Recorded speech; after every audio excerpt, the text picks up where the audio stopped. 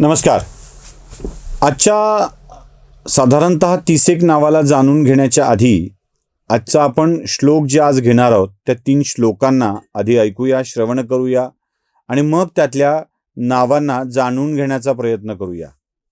वसुर्वसुमनः सत्यः समात्मा संमितः समः अमोघः पुण्डरीकाक्षो वृषकर्मा वृषाकृतिः रुद्रो बहुशिरा बभ्रुर्विश्वजोनिः शुचिश्रवाः अमृतः शाश्वतस्थाणुर्वरारोहो महातपाः सर्वगः सर्वविद्भानुर्विश्वक्सेनो जनार्दनः वेदो वेदविदव्यंगो वेदांगो वेदवित्कविः. नावं जाणून घ्यायची आहेत, नुसती पाठ करायची नाही आहेत. म्हणजे वा आम्हाला 1000 नावं काय आहेत ती कळली हो, असं याचं स्वरूप नाही आहे. कारण ती कोणाकडेही कुठेही तुम्ही गुगल सर्च केलं तर गुगलवर मिळतील, विकिपीडियावर मिळतील किंवा ही नावं पाठ असलेली माणसं सुद्धा खूप सापडतील. पण आपल्याला नुसती पाठ करून घ्यायची नाही आहेत, आपल्याला ती नावं समजून घ्यायची आहेत. म्हणून तर आपण एक एक एक एक नाव असं व्यवस्थित घेतोय. आजच्यातलं 104व्या क्रमांकाचं नाव आहे, 104थ्या क्रमांकाचं नाव आहे वसू. वसू म्हणजे काय? सर्व प्राण्यांच्या, सर्व भूतांच्या ठाई वसणारा तो वसू. लक्षात घ्यायचं आहे की वसू म्हणजे सोपं सांगू धन. धन म्हणजे पैसे वगैरे नाही आहे, जगण्याचं धन. हे सोपं नाव लक्षात ठेवा. आता कसं आहे हा वसू? हे धन काय आहे? अगदी सोपं सांगतो. द्रोणाचं धन वसू कोण होतं? अश्वत्थामा. अश्वत्थामा गेल्याचं कळल्यावर द्रोणांनी आपला अवतार कार्यच संपवलं, जीवित कार्यच संपवलं. स्वतःला मृत्यूसाठी ते स्वतःच सामोरे गेले. आपला जीव कशात अडकलाय? अगदी सोपं. अजून राजाचा जीव पोपटात असतो म्हणतात. पोपट मेला की राजा संपला. राक्षसाचा जीव पोपटात असतो, पोपट मेला, राक्षस संपला. तसं आपला जीव कुठे असावा? तो परमेश्वराच्या ठाई असावा. तो कधी संपणार नाही, जीव कधी जाणार नाही, आपण कायम राहू. आपला वसू परमेश्वर असला पाहिजे, तो आपल्यात असला पाहिजे, आपला जीव त्याच्यात असला पाहिजे, म्हणून तो वसू. पुढचं नाव आहे वसुमना. वसुमना. वसुमना काय आहे? संकल्पाचा आत्मा आहे हा. म्हणजे संकल्प कोठून आला पाहिजे? उगमस्थान आहेच, आत्मा नाही, उगमस्थानच आहे. संकल्प कोठून आला पाहिजे? तर परमात्म्यातून आला पाहिजे. ज्याचा मूळ परमात्मा नाही त्यासाठी हे जग नाही. लक्षात ठेवा. आपल्याला कुठे पोचायचं आहे? परमात्म्याजवळ पोचायचं. त्यामुळे वसुमना हे नाव लक्षात ठेवायचं आणि त्यालाच आपल्या संकल्पाचा आत्मा समजायचा आहे. पुढचं आहे नाव आहे सत्य. परमात्मा हे सत्य आहे आणि जो या सत्याची कास सोडेल, जो या सत्याचा मार्ग सोडेल, तो आडवाटेला जाईल, भरकटेल आणि तो निघून जाईल. त्यामुळे त्याचं नाव सत्य आहे आणि तेच सत्य आपल्याला स्वीकारलं पाहिजे. त्याच्या पुढचं नाव आहे समात्मा. काही नावांच्याकडे मी रेंगाळणार आहे, काही नावं अशी वेगात जाऊया आपण. त्याचं पुढचं नाव आहे समात्मा. हे समात्मा काय आहे? तो फक्त माझ्याकडेच आहे असं नाही आहे. म्हणजे अमुक एका लोकाच्या अंतरंगात तो वास करत असतो असं नाही आहे. तो सर्वांच्या अंतरंगात वास करत असतो, त्याच्याजवळ भेद नाही. अमक्याच्यात असतो, तमक्याच्या नसतो असं नाही आहे. तो सर्वांच्या हृदयात वास करत असतो. पण ज्याला वसू आणि वसुमना कळलंय ना, त्याच्याकडं तो असतो. त्याला तो कळतो, समजतो, सापडतो. बाकीच्याला सापडत नाही. हिडन फाईल कशी असते मोबाईलमध्ये, तशी आपल्यातली ती परमात्म्याची हिडन फाईल आहे. आपल्यात तो असतोच, आपणच उगाच त्याला मिस करत असतो. त्यामुळं समात्मा आहे हे लक्षात ठेवायचं. त्याच्या पुढचं नाव आहे संमित. आता हे संमित फार छान आहे बरं का. जो खूप सोपा मराठीतला अर्थ सांगतो. जो सर्व योग्य पदार्थांनीच जाणला जाऊ शकतो आणि जो सर्वांना सर्व मान्य आहे. तो सर्वमान्य कळतं, पण सर्वांना योग्य पदार्थांनीच जाणला जाऊ शकतो हे लक्षात ठेवा. त्याला जाणायचं असेल ना तर योग्य मार्गाची, योग्य पदार्थांचीच आवश्यकता असते. नवस बोललाय, बळी द्यायचा आहे, अमुक एक गोष्ट देवाला दिली म्हणजे तो आपल्याला प्रसन्न होईल, बोकड कापलं, कोंबडं कापलं म्हणजे तो प्रसन्न होईल असं नाही. त्याला जाणायचं असेल तर योग्य मार्गच आवश्यक आहे. आणि पुढे पुढे तुम्हाला हा योग्य मार्ग कोणता ते पण लक्षात येईल. त्यामुळं अयोग्य मार्गाने त्याला मिळवण्याचा अथवा जाणण्याचा प्रयत्न करू नका. तो संमित आहे. त्याला जाणण्यासाठी, त्याला मिळवण्यासाठी योग्य मार्गाचाच अवलंब केला पाहिजे. त्याच्या पुढचं नाव आहे 190 सम. सर्व काळी, सर्व स्थळी, सर्वत्र, सर्व काळी, सर्व स्थळी, सर्वत्र तो एक सम असतो. अगदी आजकालच्या भाषेत सांगायचं झालं तर तत्वतः आणि व्यवहारतः दोन्ही अर्थाने तो एकसारखाच असतो, सम असतो. 110 नाव आहे अमोघ. अमोघ अस्त्र कसं असतं, आपण त्याला अमोघ अस्त्र म्हणतो, ते वाया जात नाही. तसा ईश्वर सुद्धा अमोघ आहे. त्याचा कोणताही संकल्प कधीच व्यर्थ जात नाही.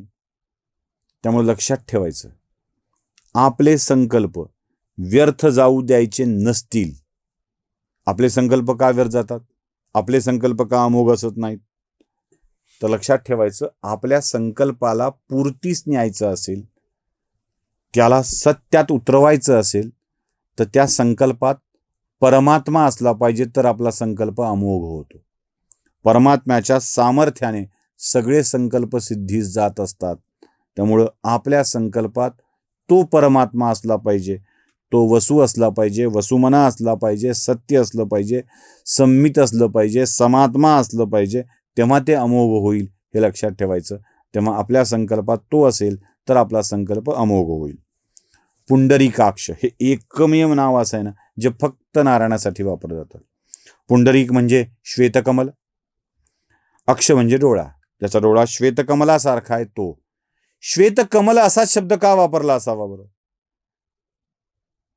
कमळावरचं पाणी, कमल दलावरचं पाणी क्षणभंगूर असतं, ते टिकतं आणि झटकलं की ते पाणी गळून पडतं. त्याचा ओलावा सुद्धा त्या कमलदलावरती राहत नाही. ते पाण्यात उगवतं पण तरीही तो ओलावा ठेवत नाही, तेवढा तो परमात्मा अलिप्त असतो. म्हणून त्याला पुंडरीकाक्ष असं म्हणायचं. पुढे वृषकर्मा, ज्याची सर्व कामं धर्मानुसार चालतात, तो वृषकर्मा. त्याच्या पुढचं नाव आहे वृषाकृती.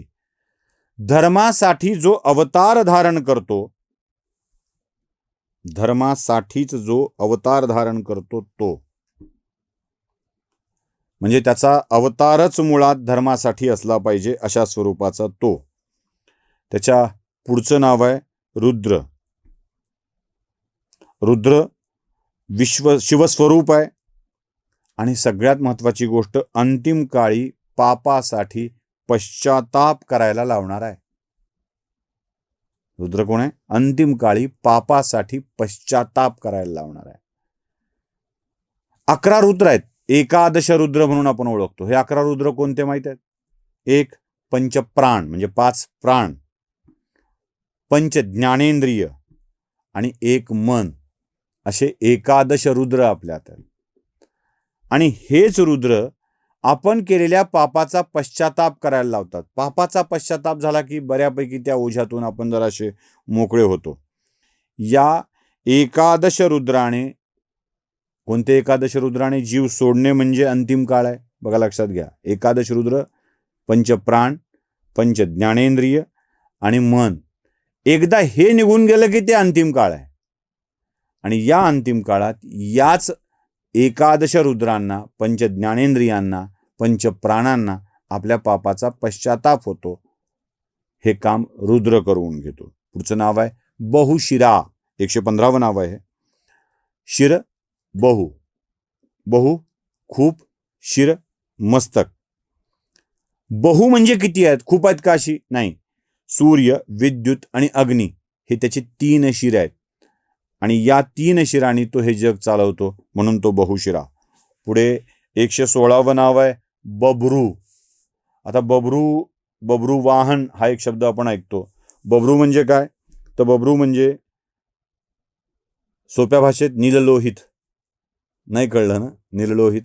शिवो महेश्वर शंभू पिनाकी शशिशेखरा वामदेवो विरूपाक्ष कपरदी नीललोहिता. त्यातला हा नीललोहित. नीललोहित म्हणजे काळा, निळा, लाल, सगळा काळा, निळा, लाल, पिवळा या सगळ्या रंगांनी विचित्र रंग धारण केलेला अग्नी म्हणजे नीललोहित. आणि हा अग्नी शिव आहे आणि शिव हाच विष्णू आहे, म्हणून त्याचं नाव बब्रू पण आहे. हे लक्षात ठेवायचं. 117 विश्वयोनी. यातून सगळं जग जन्माला येतं. हीच ती योनी, यातून सगळं जग जन्माला येतं. तो अयोनिज आहे, पण तो विश्वयोनी आहे. तोच धाता आहे, तोच विश्वयोनी आहे. हे लक्षात ठेवायचं. ब्रह्मांडाचा गर्भ म्हणजे विश्वयोनी आणि हा विश्वयोनी म्हणजे विष्णू आहे. पुढचं नाव आहे 118 शुचिश्रवा. शुचिश्रवा म्हणजे सर्व काही चांगले ऐकणारा, चांगले जाणणारा, ज्याचे श्रवण कानाला पवित्र आहे असा. सर्व काही चांगले ऐकणारा, जाणणारा, ज्याचे श्रवण कानाला पवित्र आहे असा शुचिश्रवा. माऊलींनी हे फार छान सांगितलंय बघा ज्ञानेश्वरीच्या मध्ये. जेयाची ये वाचे माझे आलाप, दिठी भोगी माझेचे रूप, जेयाचे मनसंकल्प माझे जीव आहे. माझे या कीर्तीविन जयाचे रीते नाही श्रवण, जया सर्वांगाभूषण माझी सेवा. हा शुचिश्रवा आपल्यासाठी शुचिश्रवाच असला पाहिजे. मुखातून त्याचं नाव, डोळ्याला त्याचीच दृष्टी पुढे राही ऐसाची तू देवा, जो मी तुझं पाहे पांडुरंगा. दृष्टी पुढे त्याचीच दृष्टी, तोच असला पाहिजे. कानात तो, मनात तो, सगळ्यात तो असला पाहिजे, कारण तो शुचिश्रवा आहे. नुसतं नाव जाणून घ्यायचं नाहीये, इतकं समर्पित व्हावं लागतं, तेव्हा ती भक्ती होते. त्याच्या पुढचं नाव आहे अमृत. अमृत म्हणजे काय? चिरंजीवित्व देणारं द्रव्य. एक पाण्यासारखं असतं ते नाही. विद्येच्या योगे अविद्या दूर होते. विद्या जवळ आली की अविद्या दूर होते. आत्मा आपला शुद्ध होऊन जातो. या सगळ्यातून दैन्य मुक्त होतं आणि माणूस अजर आणि अमर होतो. म्हणून त्या अमृत स्पर्शाने, ईश्वराच्या स्पर्शाने आम्ही इतके चांगले होऊ शकतो. अमर, अजर सुद्धा होतो, सुद्धा होतो, अजर सुद्धा, अमर सुद्धा. आणि आपलं दैन्य दूर होतं. हे लक्षात ठेवायचं. ती अशी विद्या आहे ज्याने अविद्या दूर होते, आत्म उन्नती होते, आत्म उपलब्धी होते. हीच आत्म उपलब्धी आपलं दैन्य दूर करत असते. 120वं नाव आहे शाश्वत स्थाणू. शाश्वत म्हणजे स्थिर, जो कायम स्थिर आहे स्थानावरती असा. उगाच पांडुरंगाला युगे 28 विटेवरी उभा म्हणत नाहीत. तो तिथेच आहे, तो तिथेच बसलेला आहे. तो शाश्वत स्थाणू आहे, तो स्थिर आहे पण शाश्वत आहे. तो नाही असं कधी होत नाही. तुम्ही हाक मारली, तुम्ही गेलात त्याच्याकडे, तो तिथेच सापडतो, तिथेच उभा असतो. 121वं नाव आहे वरारोह. उन्नती, श्रेष्ठ, त्यापेक्षाही ठाण मांडून बसलेला तो शाश्वत स्थाणू आहे, वरारोह आहे, तो ठाण मांडून बसलेला आहे. 122वं नाव आहे महातपा. आत्मशुद्धीसाठी केले जातं ते तप. या तपातून आपलं मन शुद्ध होऊन जातं आणि याच तपा, असंच तप करणारा तो महातप आहे. सोनं भट्टीत वितळवलं ना की त्या सोन्यातल्या अयोग्य गोष्टी निघून जातात आणि या अयोग्य गोष्टी गेल्यावर तुम्हाला शुद्ध सोने मिळतं. तसं योगी आपल्या योगाग्नी पेटवतात आणि या योगाग्नीतून स्वतःला सिद्ध करत असतात. हा योगाग्नी काय असेल तर तो महातपा आहे, तो आपला भगवान विष्णू आहे. सर्वंग, सर्वगत, सर्वव्यापी. 128 नाव आहे विश्वकसेन. ज्याची सेना सर्व दिशेला आहे, ज्याचं प्रभुत्व सगळीकडे आहे असा. सोपं नाही त्याच्यापर्यंत पोहोचणं. त्याची सेना सर्व दिशेला आहे, तो सर्वांना पाहतो. आपण मागच्या भागात पाहिलं तो सर्वांना पाहतो. त्याचं रक्षण करणारी सेना सुद्धा सर्व दिशेला आहे. आणि ही सेना म्हणजे सगळी पंचमहाभूत आहेत. पांडवांना जाता नाही आलं, एकटा युधिष्ठिर गेला. द्रौपदी सुरुवातीला पडली, नकुल सहदेव पडले, अर्जुन पडला, भीम पडला, एकटा सहदेव स्वर्गारोहणात गेला. एकटा युधिष्ठिर स्वर्गारोहणासाठी गेला. कारण त्याचं सैन्य सगळीकडे आहे, तो विश्वकसेन आहे.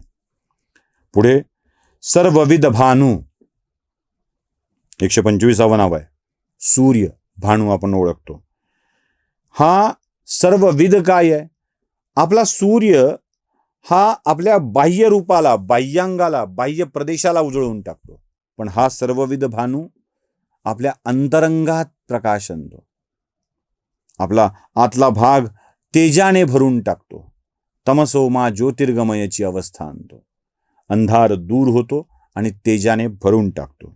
त्याच्या पुढचं नाव आहे जनार्दन. जन अधिक अर्दन असं त्याचं आहे. अर्दन म्हणजे पिडणारा, घुसळण करणारा, त्रास देणारा. जो त्रास देऊन, घुसळण करून, पिडून आत्मज्ञानाचा लाभ करून देतो, तो जनार्दन. हे लक्षात ठेवायचं. पिडणारा म्हणजे त्रास देणारा, नुसता त्रास देणारा नाही, घुसळण करतोही त्रास असतो. त्याच्या पुढचं नाव आहे वेद. वेद अक्षररूप आहे. आता हा शब्द मुद्दाम मी वापरतोय. वेद अक्षररूप आहे. शब्द व्यक्त होतात, पण शब्द अक्षरापासून बनतो. अक्षर अव्यक्त आहेत. शब्द व्यक्त रूप आहे, अक्षर अव्यक्त रूप आहे. आणि अक्षराची किंमत ज्याला असते त्याला वेद कळतात. वेद अक्षर रूप आहेत, तो अव्यक्त आहे, हे लक्षात ठेवायचं. पुढे वेदविद म्हणजे वेद जाणणारा. 129 नाव आहे अव्यंग. कोणतेही अंग उणे नाही असा. अपंग नाहीच आहे तो, अव्यंग आहे. कोणतंही अंग त्यात उणे नाही आहे, पूर्ण अंग आहे, पूर्णत्वानं तो उभा आहे. पूर्ण पुरुष आपण म्हणतो ना तसं. वेदांग. वेद आणि वेदांगे दोन्हीही एकच येतात, त्याला वेदांग आहे. पुढचं 131 नाव आहे वेदवित म्हणजे वेदांचा विचार करणारा.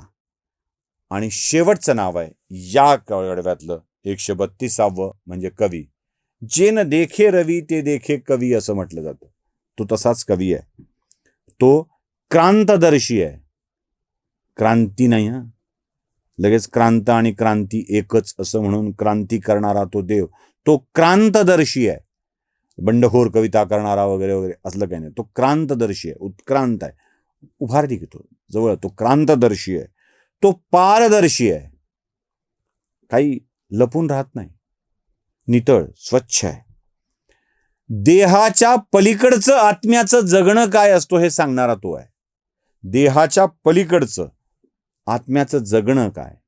आणि खरं तर ना रे, जगणे गाणे व्हावे रे म्हणतो ना, त्या गाण्याचं रसग्रहण आपल्याला करता आलं पाहिजे. हे रसग्रहण ज्याला करता येईल ना त्याला तो कळतो. या सहस्रनामातल्या प्रत्येक नावाचं रसग्रहण आपल्याला करता आलं पाहिजे, यासाठीचाच हा प्रपंच. नमस्कार.